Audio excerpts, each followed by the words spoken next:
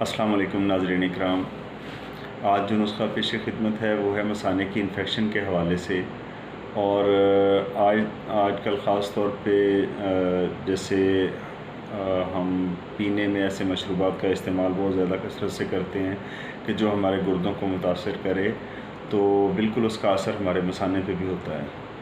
इसके अलावा मसाने की जो इन्फेक्शन है इसकी बहुत सारी दूसरी वजूहात भी हो सकती हैं। मिसाल के तौर पर बहुत सारी अद्वियात इस्तेमाल करना और बग़ैर किसी मुआलिज की तजवीज़ की हुई अपनी मर्ज़ी से दवाइयाँ लेके इस्तेमाल करते रहना, तो ये भी एक बहुत बड़ी वजह है मसाने में इन्फेक्शन की। अलामात क्या होती हैं जब मसाने में इन्फेक्शन हो? सबसे पहले तो पेशाब बहुत ज़्यादा बदबूदार आना शुरू होता है। नंबर 2, बाज़ औक़ात पेशाब में जलन होती है और पेशाब रुक रुक के आता है, ठीक है, और बाज़ औक़ात दर्द के साथ आता है। ऐसे लोग जो बहुत ज़्यादा शदीद इन्फेक्शन का शिकार होते हैं, बाज़ औक़ात उन्हें हल्का फुल्का बुखार भी आता है, ठीक है। और मज़ीद इसमें ये है कि पेशाब में मुख्तलिफ़ किस्म के जो सब्सटेंसेस हैं वो जैसे एल्ब्यूमिन हो गया या आरबीसी और पेट सेल्स वगैरह, पास सेल्स जो हैं वो भी पॉजिटिव आते हैं अगर हम उनका यूरिन टेस्ट करवाएं तो।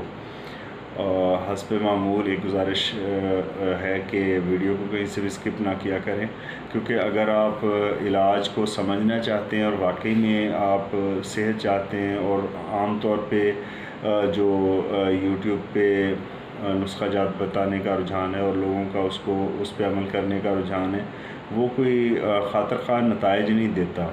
उसकी वजह ये है कि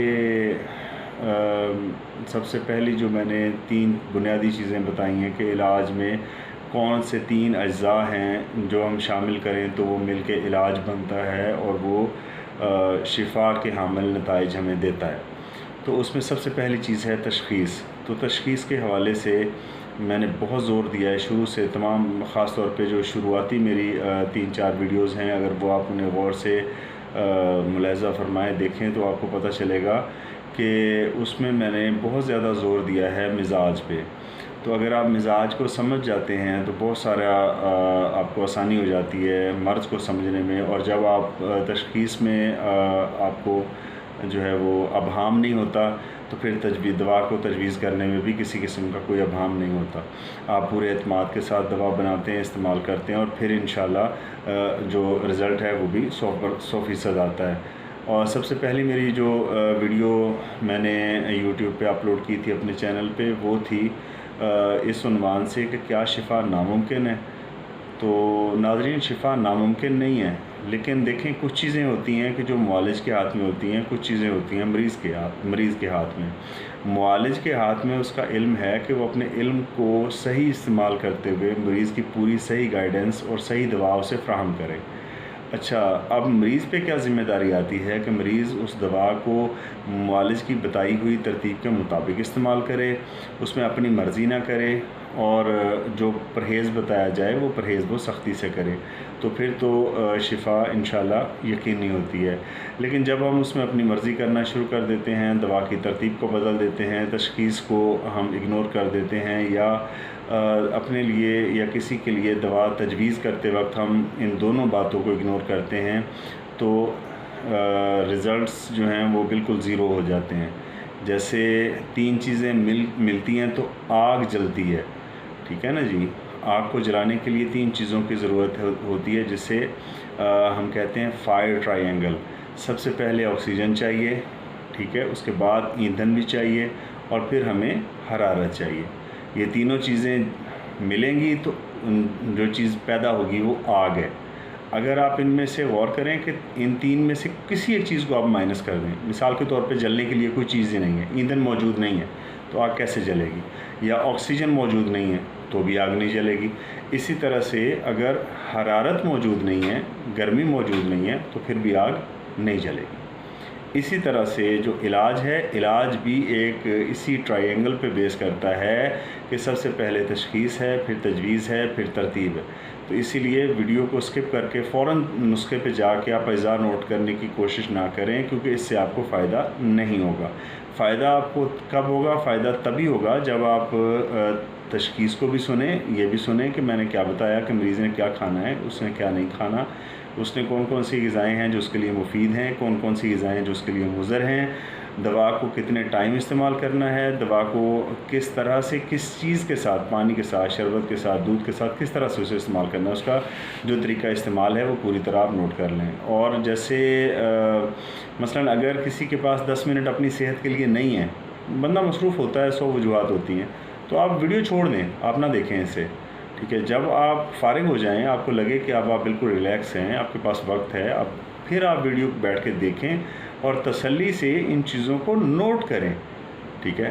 तो इंशाल्लाह आपको आपकी मर्ज़ी के मुताबिक रिज़ल्ट्स मिलेंगे। और हमें जो है ना कमेंट बॉक्स में लाजमी बताएं कि नेक्स्ट वीडियो आपको किस हवाले से चाहिए, आप किस हवाले से जो है वो अगली वीडियो चाहते हैं। और मज़ीद ये कि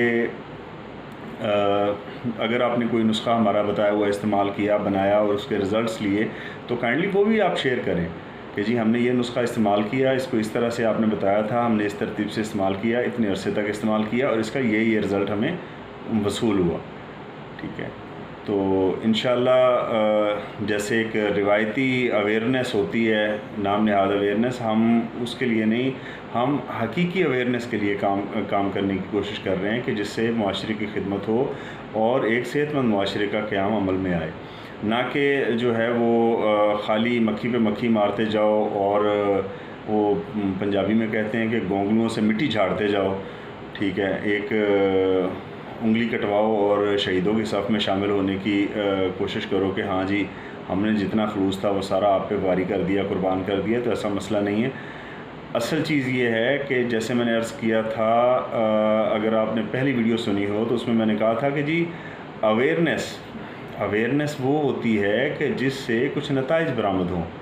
अगर कोई फ़राहम की गई अवेयरनेस या शऊर हमें कोई किसी नतीजे पे नहीं लेके जाता, या उसका कोई नतीजा हमें हासिल नहीं होता, उसका कोई फ़ायदा हमें हासिल नहीं होता, तो बताएं वो अवेयरनेस किस बात की? वो खाली खोली लेक्चर या बातें हैं, वो बैठ के जितनी मर्ज़ी कर लो, कोई भी कर सकता है, ठीक है। तो ये मेरी एक छोटी सी आइज़ाना तंबीह थी और उम्मीद करता हूँ कि आप इस पर अमल करेंगे, ठीक है। तो मसाने की इन्फेक्शन के हवाले से नुस्खे में शामिल होने वाले अज्जा की तरफ आते हैं। जी नाज़रीन इकराम, नुस्खे के अज्जा का तारुफ़ जो है वो आपकी खिदमत में पेश कर रहे हैं। तो इसमें सबसे पहले है जी लोबान कोडिया, ठीक है। सस्ता आइटम है, आम मिलने वाली चीज़ है, लेकिन बहुत मुफीद है पेशाब को साफ़ करने के हवाले से और पेशाब को बढ़ाने के हवाले से। नंबर 2 हल्दी है जी, बेहतरीन कुदरती एंटीसेप्टिक है। जहाँ भी जिस्म में किसी भी किस्म की इन्फेक्शन है, अंदरूनी ज़ख़म हो या जहाँ खून की सफाई का मामला हो और मरीज़ का मिजाज अगर खुश्क सर्द है, तो हल्दी अल्लाह ताला की बहुत बड़ी नेमत है, क्योंकि इसमें कुदरती तौर पे सल्फ़र पाई जाती है, ठीक है जी। तो ये 2 आइटम हो गए, लोबान कोडिया और हल्दी। अब तीसरे जुज़ की तरफ आते हैं, तो ये है जी आंवला। ये देखें,